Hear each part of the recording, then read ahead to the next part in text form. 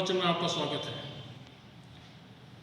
आज थोड़ा सा हम नया विषय चुनेंगे जिसके बारे में हम अक्सर बातें करते रहते हैं, और वो दो शब्द है ड्रामा और थिएटर।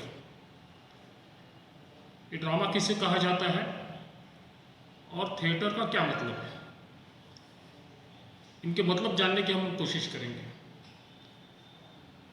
ड्रामा ये शब्द हमने बहुत बार सुना है और हम लोग अक्सर ड्रामा इस शब्द का प्रयोग करते हैं।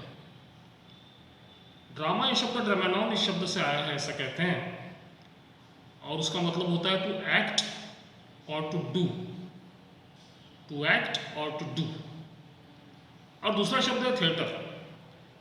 अब थिएटर के दो स्पेलिंग है, THEATER थिएटर और THEATRE थिएटर। दोनों का मतलब अलग अलग है। अभी जो THEATER थिएटर है उसका मतलब होता है टू सी और टू व्यू। अब देखो, ड्रामा का मतलब हो गया टू डू और टू एक्ट, मतलब करना, मतलब परफॉर्मेंस देना। और THEATER थिएटर का मतलब होता है टू सी और टू व्यू, मतलब देखने वाला। मतलब एकदम सीधा बाइफर्केशन है। एक और करने वाला है, परफॉर्मेंस देने वाला है, परफॉर्मर है, और दूसरी ओर देखने वाला है, उसको व्यू करने वाला है। तो नेचुरली वो ऑडियंस हो गया या फिर कोई क्रिटिक हो गया जो उसे देख रहा है, जो ऑब्जर्व कर रहा है। तो ऑब्जर्व करने वाला और परफॉर्मेंस देने वाला। तो ड्रामा का मतलब क्लियर हो गया है, क्योंकि ड्रामा का मतलब हो जाएगा करना, टू डू और टू एक्ट। एक्ट कौन करेगा? एक्ट एक्टर करेगा, इसलिए एक्टर इन्वॉल्व हो गया उसमें। और देखेगा कौन? ऑडियंस, इसलिए ऑडियंस इन्वॉल्व हो गया उसमें। लेकिन फिर THEATRE थिएटर नाम का भी शब्द है, ये एक स्पेलिंग है। तो THEATRE थिएटर का मतलब होता है कि जिसमें दोनों बातें हैं, मतलब ड्रामा भी है, मतलब परफॉर्मर भी है, और ऑडियंस भी है, मतलब देखने वाला भी है। तो दोनों मिलकर जो बात होती है उसे थिएटर THEATRE थिएटर कहते हैं, जिसे रंगभूमि ये शब्द है। इसलिए बड़ा अच्छा है ये। मतलब मैं जब ऐसी बात करता हूँ कि बॉम्बे का थिएटर, तो मेरे कहने का मतलब ये होता है कि बॉम्बे में जितने प्रकार के नाटक खेले जाते हैं वो सारे नाटक मतलब बॉम्बे का थिएटर है। जब मैं ये कहता हूँ कि नागपुर का थिएटर, तो नागपुर में जितने प्रकार के नाटक खेले जाते हैं, फिर उसमें एक्सपेरिमेंटल हो, प्रोफेशनल हो, सेमी प्रोफेशनल हो, कमर्शियल नाटक हो, जिस प्रकार के भी, चिल्ड्रन थिएटर हो, जो जिस प्रकार के भी नाटक खेले जाते हैं, दैट बिकम्स नागपुर की रंगभूमि या नागपुर का थिएटर। अब ये तो क्लियर कट ध्यान में आ गया हमें कि एक और जहाँ पर रंगमंच पर परफॉर्मेंस हो रहा है, वहीं दूसरी ओर ऑडियंस उसको देख रहा है। अब ड्रामा की एक खासियत है, परफॉर्मिंग आर्ट की एक खासियत है, दोनों का अपना अपना महत्व है। यदि मैं रंगमंच के ऊपर में एक्टिंग कर रहा हूँ लेकिन देखने वाला कोई दर्शक नहीं है, तो उसको कोई मतलब नहीं। दर्शक बैठा हुआ है लेकिन सामने कुछ हो नहीं रहा, तो भी उसको कोई मतलब नहीं। अब सिर्फ हम ड्रामा की भी बात करेंगे तो ड्रामा में भी हमको ध्यान में आता है कि ड्रामा लिखने वाला एक है, जिसे ड्रामेटिस्ट कहा जाता है। वो लिखता है ड्रामा, और ड्रामा का एक फॉर्म हमारे सामने में आता है। बहुत अच्छी बात है, मतलब ड्रामा का जो फॉर्म हमारे सामने में आता है वो लिखित स्वरूप का फॉर्म होता है। अब सिर्फ लिखित स्वरूप के फॉर्म से ड्रामा पूरा नहीं होता, नाट्य कला पूरी होती नहीं है। ये जो लिखित स्वरूप का फॉर्म हमारे सामने आया है, उसको हमको ट्रांसफर करना पड़ता है विजुअल फॉर्म में। और ये विजुअल फॉर्म में जब नाटक का प्रस्तुतिकरण होता है, तो यहाँ पर जो डायरेक्टर होता है वो डायरेक्टर इन्वॉल्व होता है, वो करता है रंगमंच के ऊपर नाटक। वो जो लिखित फॉर्म है नाटक का, जो नाटककार ने लिखा हुआ है, उसको ट्रांसफर करने का काम करता है रंगमंच के ऊपर। और ट्रांसफर काय में करता है? तो विजुअल फॉर्म में करता है, दिखना चाहिए वो। तो सिर्फ लिखित नाटक यानी नाटक कला पूरी नहीं होती, उसका परफॉर्मेंस ऑन द स्टेज जब होता है तो वो नाटक कला पूरी होती है। और परफॉर्मेंस कौन करता है? तो परफॉर्मेंस एक्टर करता है। इसलिए एक्टर ये जो होता है, एक्टर एक बड़ा महत्वपूर्ण एक एलिमेंट है ड्रामेटिक आर्ट का। यानी एक और तो आपके पास में ड्रामेटिस्ट है जिसने नाटक लिखा हुआ है, जिसके पास में कॉन्सेप्ट है, जिसने एक स्टोरी लिखी हुई है, जिसमें एक सीक्वेंस है, जिसमें कैरेक्टर्स है बहुत सारे, और वो सारे लिखित फॉर्म में है।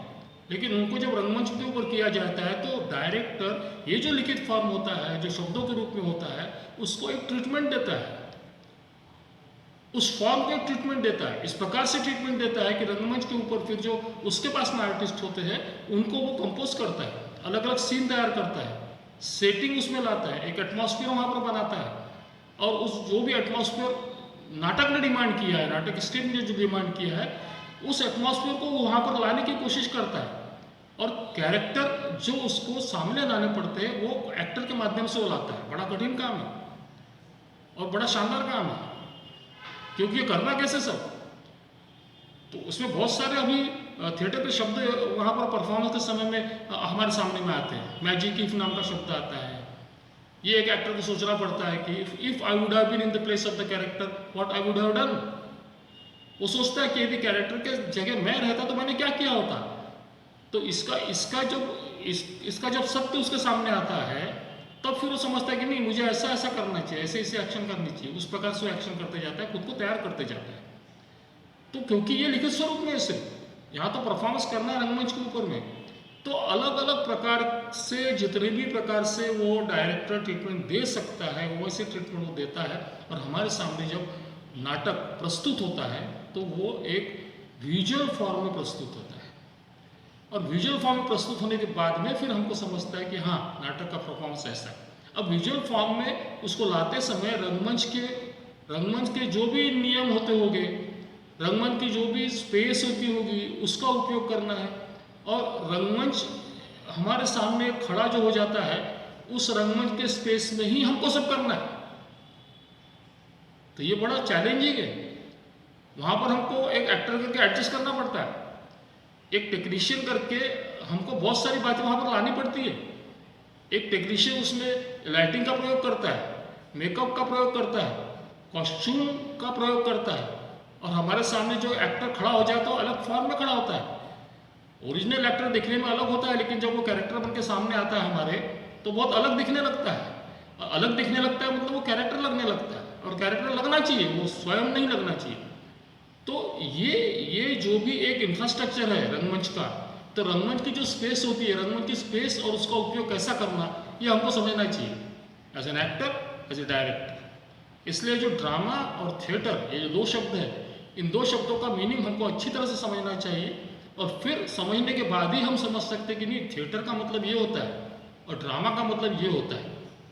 ड्रामा ये परफॉर्मेंस के लिए है, और थिएट्रिकल एक्टिविटीज़ जो होती है, थिएट्रिकल एक्टिविटीज में सारी बातें इंक्लूड है, उसमें ड्रामा भी इंक्लूड है।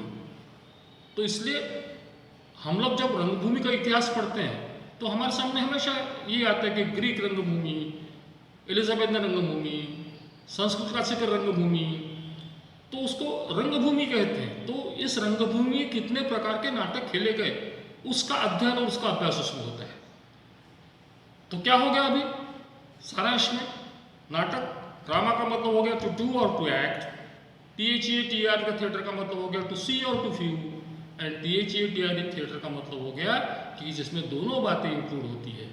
अब ये जब हमको समझ गया तो इसका मतलब हमको टोटल थिएटर और ड्रामा का जो स्वरूप है वो स्वरूप हमको समझ जाता है। एक बार ये स्वरूप हमको समझ गया तो हम बड़े बड़े कॉन्फिडेंस के साथ फिर हम नाटक खेलते हैं, फिर हम थिएटर समझते हैं।